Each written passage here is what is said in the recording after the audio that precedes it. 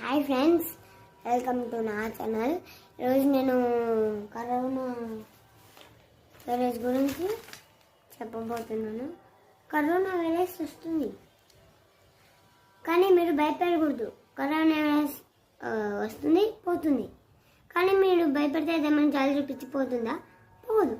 అందుకు మీరు mask, sanitiser, గ్లౌజులు అవి ఈ మూడింటిని జాగ్రత్తగా పెట్టుకుంటే మీకు కరోనా వైరస్ రాదు. ఏం చెప్తాను కదా, రానే రాదు.